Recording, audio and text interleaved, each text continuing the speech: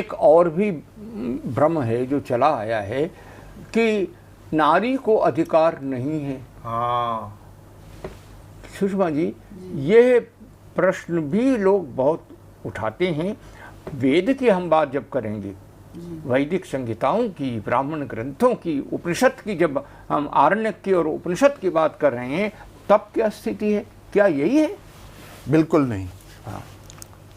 मैं एक उदाहरण दे के स्पष्ट करना चाहता हूँ।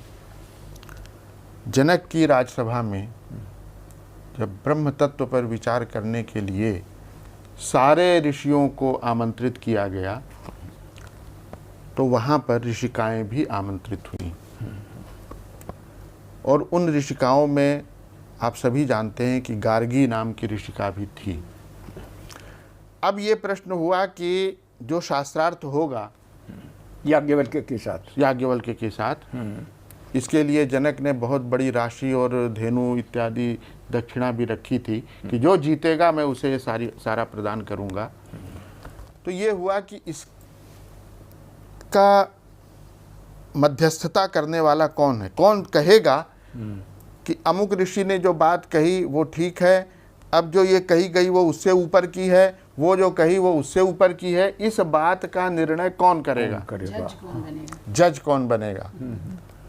तो उस समय सर्वमान्य रूप से ऋषिका गार्गी को लोगों ने कहा कि ऋषिका गार्गी जो है वो ही हमारा मध्यस्थ रहेंगी और वही जो निर्णय करेंगी वही अंतिम निर्णय होगा और वही अंतिम निर्णय सुनाएंगी। क्योंकि वो सबसे तटस्थ मानी गई वहाँ ना, बाकी और सबसे अधिक विदुषी, रहस्य को जानने वाली, सब कुछ जिनको निष्णात हैं। और ऐसा भी लगता है कि वो निरुत्तर भी कर सकती थी। बिल्कुल बिल्कुल, उनकी योग्यता के आधार पर ये चयन हुआ और उसके बाद शास्त्रार्थ प्रारंभ हुआ। सबके साथ शास्त्रार्थ हो गया और फिर याज्ञवल्क्य उत्तर देते चले गए।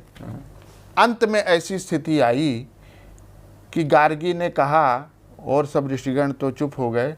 गार्गी ने कहा कि अब मैं आपसे प्रश्न करूंगी, आप मेरे प्रश्नों का उत्तर दीजिए। अगर मेरे प्रश्नों के उत्तर देने में आप समर्थ हुए तब मैं कोई निर्णय सुनाऊंगी, विजयी हैं फिर, अन्यथा फिर वैसा निर्णय होगा। और फिर गार्गी ने प्रश्न किया, एक प्रश्न नहीं, एक के बाद एक, 2, 3, 4, 5, 6 कई लगातार प्रश्न किए और याज्ञवल्क्य ने उनका समाधान किया। और अंत में फिर ये पूछा गया गार्गी से कि अब आप बताइए कि आप किसे विजयी घोषित करती हैं। तो वहाँ पर उपनिषद वाक्य है, बृहदारण्यक उपनिषद में ये वाक्य है कि गार्गी ने कहा कि मैंने भी प्रश्न किए और मेरे भी समाधान हुआ और इसलिए मैं महर्षि याज्ञवल्क्य को सर्वोच्च ब्रह्मवेत्ता घोषित करती हूँ। अच्छा, क्या ये भी आता है कि याज्ञवल्क्य को ये कहना पड़ता है कि मातिप्राक्षी ही? बिल्कुल, क्योंकि शब्दों की एक सीमा होती है, उस सीमा के बाद शब्द मौन हो जाते हैं, उसके बाद तो फिर आपका अनुभव जो है वही आगे बढ़ाता है। तो शायद यही परमार्थ है, यही उनके कहने का परम आशय है। कुछ लोगों ने इसको और तरह से समझा है इस वाक्य को। ऐसे कुछ विद्वान हैं, नाम लेना कोई आवश्यक नहीं है यहाँ पर। तो लेकिन यह जो आप कह रहे हैं, जहाँ पर भाषा यतो वाचो निवर्तन्ते, जहाँ जाके वाणी की भूमिका समाप्त हो जाती है, गार्गी आपके प्रश्न का उत्तर तो वहां है। यह जो बात है, अतएव गार्गी उन विदिशियों में है जहां उन अर्थों को वो जान रही हैं जहां पर वाचो यत्र वाचो निवर्तन्ते अप्राप्य मनसा सह। तो इसलिए ये है नारी।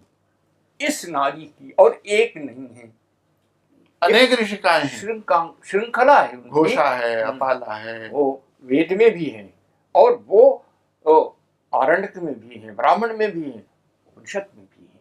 और इस तरह से एक ये बहुत ही आपने मैं इस एक अधिकार को कुछ दूसरी तरह से भी आज के संदर्भ में भी अगर सोचा जाए, हम लोगों को ये भी जानना चाहिए कि अधिकार किसका है? लोग कहते हैं नारी का अधिकार, हम उसको एक पॉजिटिव वे में देखें कि अधिकार है किसका असली। ठीक है, इस समाज विशेष का इसमें अधिकार है, वैदिक अनुष्ठानों के संदर्भ में भी लें, इस समाज विशेष का इसमें अधिकार है, इनका इसमें अधिकार है, पुरुष वर्ग का अधिकार है। लेकिन ये पुरुष वर्ग का अधिकार किसके अधिकार में है? वो महिला के अधिकार में है। उस अधिकार की अधिकारिणी तो वो महिला है, जो क्यों कि अगर अग्न्याधान वही ले सकता है जो जिसका विवाह हो चुका हो, उसके बाद यज्ञ कार्य वही कर सकता है जिसके साथ सधर्मचारिणी हो।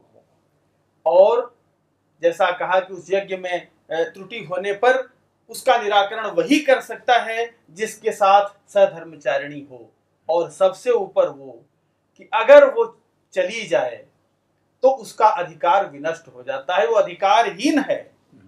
पुरुष अधिकार षडंग वेदवित होते हुए भी, तो रामचंद्र अग्न्याधान होते हुए भी कहा गया कि जब यज्ञ किए तो वो सीता की मूर्ति बिठाए वो अपने बगल में, क्योंकि सीता थी, हाँ, इसलिए विद्यमान थी, इसलिए कुशा से या किसी से। लेकिन अगर नहीं हो तो नहीं कर सकता, किसी की सहधर्मचारी नहीं हो, तो चाहे कितना भी बड़ा सोमयाजी हो, कितना भी बड़ा वेद पाठी हो, कितना भी बड़ा राजसूय में सक्षम सार्वभौम राजा हो, वो एक अनुष्ठान नहीं कर सकता, वो सब उसी के साथ समाप्त हो जाता है। अधिकारों को अधिकार देने वाली तो महिला वर्ग है, अधिकारों को अधिकार तो वो है। ये आगम ही नहीं, ये तो सीधे सीधे श्रौत वेद की बात है कि उस अधिकार को दिलाने वाली वो है, उस अधिकार का संचालन करने वाली वो है, और उस अधिकार को संयमित करने वाली भी वही है। वो असली अधिकारिणी है। उसके अंतर्गत सारा पुरुष समाज वस्तुतः कार्य करता है। ये सोचने की जरूरत है, ये जानने की जरूरत है। वो जो परिपूर्णता है स्त्री और पुरुष के संबंध की परिपूर्णता है, और एक के बिना दूसरे का अपूर्ण रह जाना है, ये जो भाव है परिपूर्ण। पद ब्राह्मण में वंश मंडल, वंश ब्राह्मण उसकी संज्ञा है, जिसमें कि ऋषियों के वंशों का वर्णन है। आपको यह आश्चर्य होगा कि वो जो वंश वर्णन है वो पितृसत्तात्मक रूप से भी है, और पितृसत्तात्मक रूप से कहने के बाद मातृसत्तात्मक रूप से भी उसको कहा गया है। बिल्कुल ठीक है। उसी वंश ब्राह्मण में अमुक के पुत्र अमुक, अमुक के पुत्र अमुक ऋषि, अमुक अमुक के पुत्र, उसमें पिता का नाम भी है, ये कह दिया। और उसके बाद जो है वो फिर अमुक माता के पुत्र अमुक, अमुक माता के पुत्र अमुक ऋषि, अमुक माता के पुत्र हारिति पुत्राद हारिति पुत्रा, बैजवापी पुत्राद बैजवापी, बैजवापी उनकी माता का नाम है, और उसके कारण से जो है वो उनके पुत्र हुए। तो इस तरह से मातृसत्तात्मक व्यवस्था और पितृसत्तात्मक व्यवस्था दोनों समान रूप से। ये केवल ब्राह्मण में नहीं, इसका उल्लेख अथर्ववेद की संहिता में है। अच्छा, ओहो। एक मंत्र है, किसी को संबोधित किया जा रहा है, किसी को पहचाना जा रहा है। हाँ। वो मंत्र है, वरुण सूक्त का है। तैस्त्वा सर्वैरभिष्याम्यसौ आमुष्यायण अमुष्याः पुत्र। मैं तुमको पहचानता हूँ, मैं तुमको ले रहा हूँ, बुला रहा हूँ। असौ उसका नाम ले, आमुष्यायण माने उसके लड़का, उसके पिता का नाम ले, और अमुष्याः पुत्र उसकी माता का तुम लड़के। तो इसलिए जो आज पहचान बताई जा रही है कि आज माता का नाम हमें फॉर्म में लिखना है, ये नई सोच है। ये अथर्ववेद की संहिता भाग की बात है, शौनक संहिता का ये मंत्र है। तैस्त्वा सर्वैरभिष्याम्यसौवामुष्यायणामुष्याः पुत्र तानुते सर्वान् अनुसंदिशामि। क्या बात है। असली पहचान तब होगी जब माता का नाम भी साथ में लिया जाएगा।